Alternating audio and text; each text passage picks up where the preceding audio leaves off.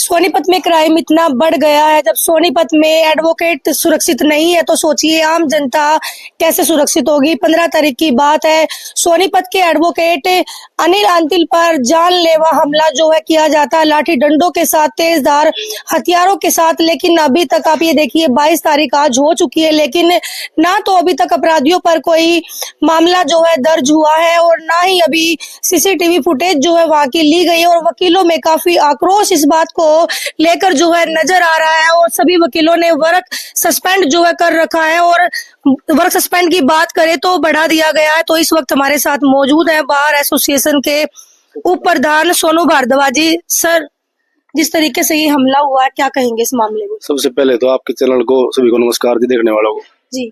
इसमें मैम ऐसा हुआ था 15 तारीख को, 15 जनवरी को हमारे वकील साहब पे हमला हुआ था और स्टोरी ऑलरेडी कई बार मीडिया पे आ चुकी है। स्टोरी क्या थी इसकी एक बार रिपीट करना चाहता हूँ आप लोगों के सामने जी। इसमें वकील साहब नियमित रूप से इस प्रकार से डेली कोर्ट में आते हैं।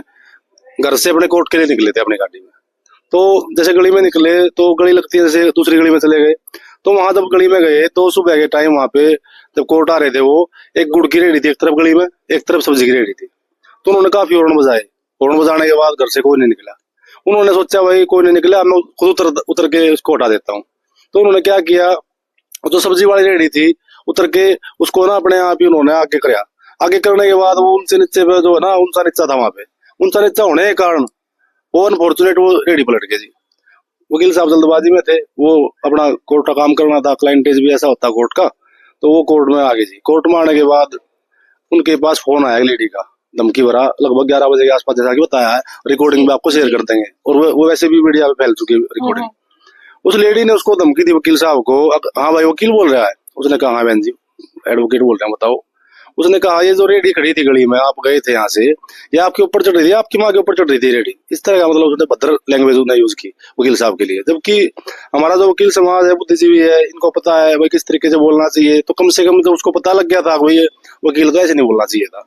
रही बात इस झगड़े की, उसने अपने आप खुद ये एडमिट किया है कि ये रेडी आपके ऊपर चढ़ रही थी, आपकी माँ के ऊपर चढ़ रही थी। तो मामला था यही, अगर वो रेडी अनफॉर्चुनेट पलट गई थी, मामला ये था।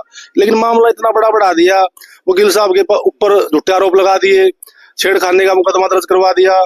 ठीक है, तो ये जो ना बहुत गलत किया उस लेडी ने।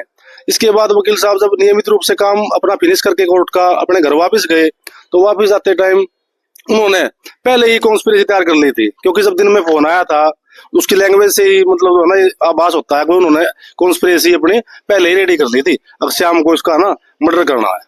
इस तरीके से उन्होंने तैयार हो गए, लाठी डंडे जो भी हथियार होंगे, पत्थर ईंट, वो किस प्रॉपर्टी है जो कि पुलिस ने अब तक ली नहीं वहां से, तो उन्होंने उसके ऊपर ताबड़तोड़ हमला कर दिया। मैडम पूरी गाड़ी तोड़ दी वकील साहब की और उनके सिर में डंडे मारे, पत्थर मारे, ईंट मारी। वो ईंट भी अब तक गाड़ी में पड़ी है।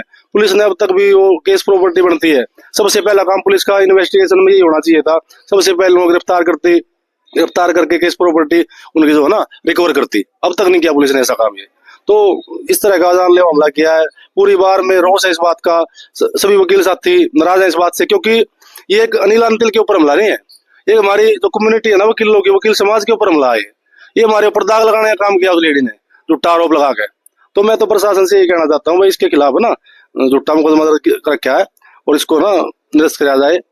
और क्या मांग रखते हैं प्रशासन के सामने? अभी ये जो वर्क सस्पेंड आप लोगों ने किया वो अपने वकील साथी के लिए क्या मांग रखते हैं आप लोग? हमारा ये मामला 15 तारीख का, 15 जनवरी का, और 16 जनवरी से हमारा कंटिन्यू वर्क सस्पेंड है। हमारी प्रशासन से मांग थी, हम प्रशासनिक जो अधिकारी हैं उनसे भी मिले थे, और जो भी प्रशासनिक अधिकारी इस वीडियो को देखेगा हम डिस्क्लोज कर देंगे क्या नाम था। वो इसलिए डिस्क्लोज नहीं करता मैं क्योंकि पॉलिटिकल दबाव आते हैं दूसरी पार्टियों में, इस तरह का मामला बढ़ जाता है।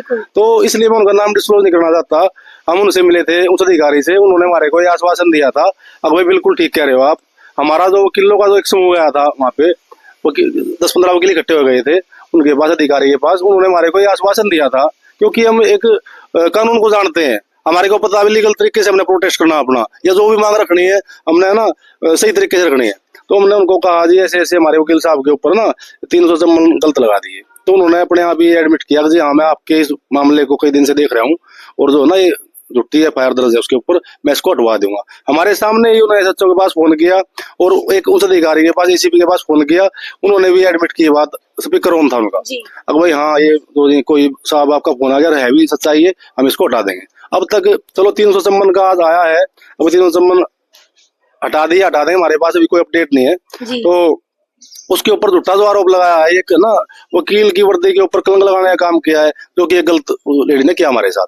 तो हम प्रशासन से यही चाहते हैं कि उसके खिलाफ ना कानूनी कार्रवाई हो, और जो हमारे वकील साहब के ऊपर एक जानलेवा हमला किया है, क्योंकि अगर किसी व्यक्ति के ऊपर कोई जानलेवा हमला होता है, उसमें गाड़ी के अंदर बंद था वो, और उसके ऊपर लाठी डंडे मारेंगे, और उसके सिर के अंदर भी 5 सेंटीमीटर की जो है ना इंजरी आई है, उससे भी उसके ऊपर 307 बनती है, 307 या 308 में उसका पर्चा दर्ज हो, और जो है ना उस लेडीज का जो एफआईआर क्रॉस एफआईआर जो काट दी हमारे वकील साहब के ऊपर, वो निरस्त हो, हमारी ये मांग है। अच्छा, एक वीडियो सर वायरल हो रही थी जो दूसरे पक्ष ने पुलिस को पेश की, जिसमें जो वकील साहब जो गाड़ी चला रहे, खिड़की उनकी खुली हुई है और हमला जो है उन पर किया जा रहा है, और वो बचने के लिए मेरे ख्याल से गाड़ी इधर उधर घुमाते हुए नजर आ रहे हैं।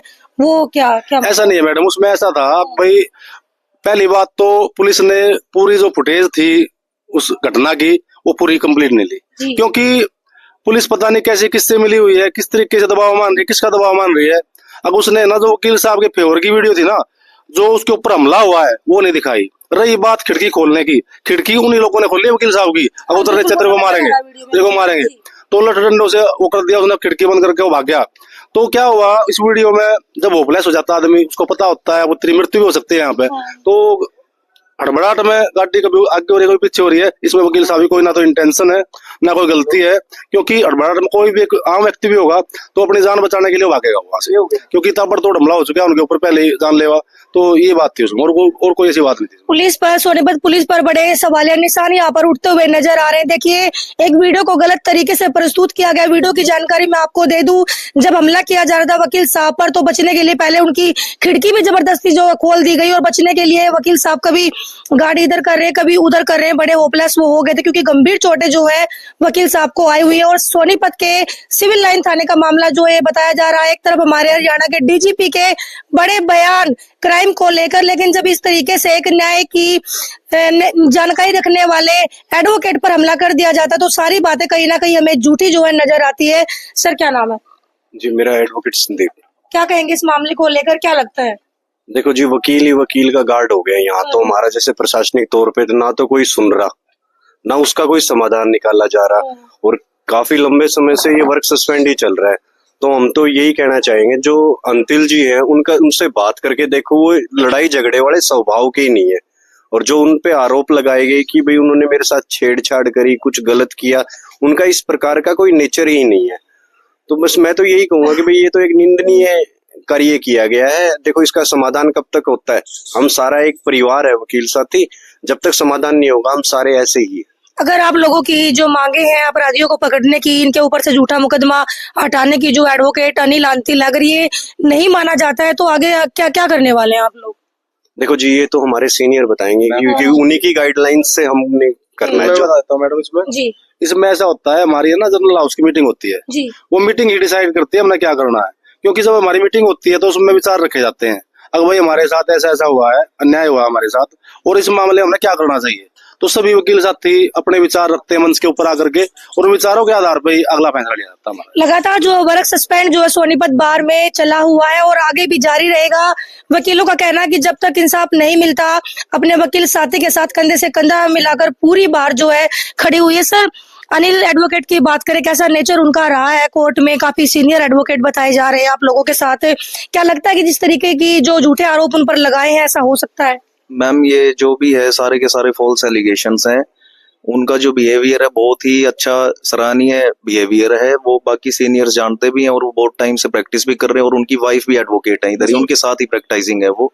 जो भी एक्चुअल फैक्ट्स जो हिडन रखे गए हैं, जो सीसीटीवी कैमरास वगैरह दिखा रहे हैं, तो वो सेल्फ डिफेंस के अंदर उन्होंने, मतलब मान लो होपलेस हो गया आदमी और क्या करेगा वो खिड़की ओपन कर रहे हैं, फिर उसके वो ये एक्चुअली बात क्या है, प्रॉपर प्लानिंग प्लॉटिंग करके उन्होंने ये सारा इस काम को अंजाम दिया है।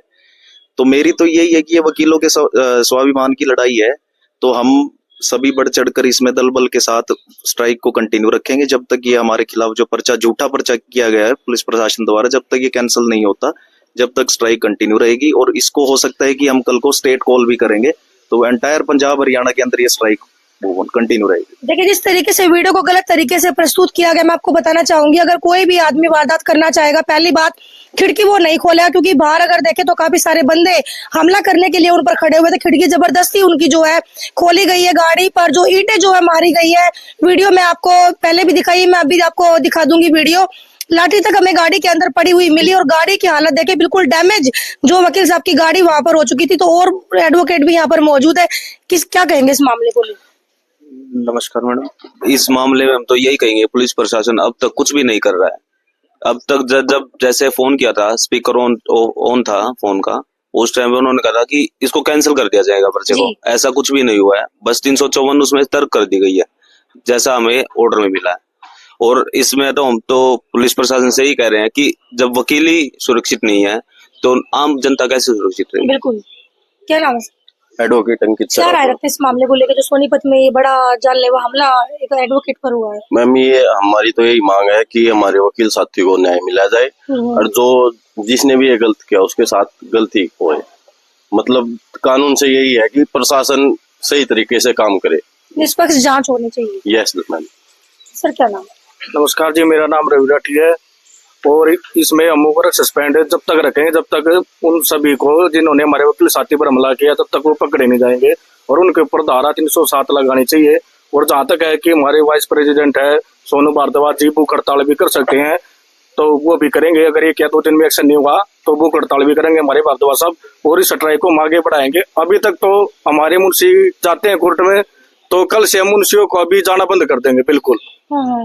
और उसके बाद में हम क्लाइंटों का भी जाना बंद कर देंगे कोर्ट में, कोई नहीं जाएगा, नो एंट्री कर देंगे पूरी प्रॉपर तरीके से, कोर्ट का ताला लगा देंगे मेन गेट का, वकील मुंशी क्लाइंट कोई अंदर नहीं जाएगा और वर्क सस्पेंड पूरा प्रॉपर रखेंगे जी।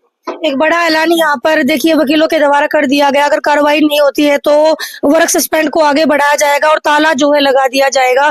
क्या नाम है सर? कमल कौशिक एडवोकेट नाम है मैडम। ये इसमें तो पता क्या, पहले तो प्रशासन ने इसकी पूरी तरीके से इन्वेस्टिगेशन करनी चाहिए, इन्वेस्टिगेशन के बाद एफआईआर दर्ज करनी चाहिए। इन्होंने कुछ नहीं किया, जैसे इन्हीं के साथ मारपीट हुई है और इन्हीं के ऊपर पर्चा दर्ज कर दिया इन्होंने। ठीक है ना, हम तो ये कहते हैं इसकी निष्पक्ष जांच होनी चाहिए मामले की पूरी तरीके से। जी बिल्कुल। क्या नाम है? मेरा नाम एडवोकेट विकास रंगा जी। सबसे पहले तो मेरा सभी चैनल देख रहे हैं उनको नमस्कार जी। हमारी तो यही मांग है जी, हमारे वकील साथी को न्याय मिले। जब तक उनको न्याय नहीं मिलता, हमारी बड़े भाई साहब है सारे वकील साथी, हम साथ खड़े हैं अनिल भाई साहब के। क्या नाम है सर? नमस्कार जी मैडम, मेरा नाम है एडवोकेट विजय भारद्वाज है। बस मैं यही बोलूँगा, जो मेरे साथियों ने बात बोली है वो बिल्कुल सत्य है। जब तक हमें न्याय नहीं मिलेगा तो हम इसी तरह अपनी जो स्ट्राइक है कंटिन्यू रखेंगे। नमस्कार जी। दोस्तों, वीडियो को लगातार शेयर जरूर करते रहे ताकि जो हमारे एडवोकेट है अनिल अंतिल जी, उनको न्याय जो है मिल सके और इस मामले को लेकर निष्पक्ष जांच जो है उसके हमारे हरियाणा के डीजीपी के बड़े बयान उन तक भी इन वीडियो को जरूर पहुंचाओ। देखिए सोनीपत में क्राइम की क्या हालत हो गई है और बदमाशों के हौसले कितने बढ़ गए हैं कि एक एडवोकेट को भी आज नहीं छोड़ा गया। जब तक इस मामले को लेकर कोई कार्रवाई नहीं होती, मैं लगातार इस मामले को लेकर अपडेट आपको देती रहूंगी। लगातार बने रहे मेरे साथ। जय हिंद, जय हरियाणा, जय भारत।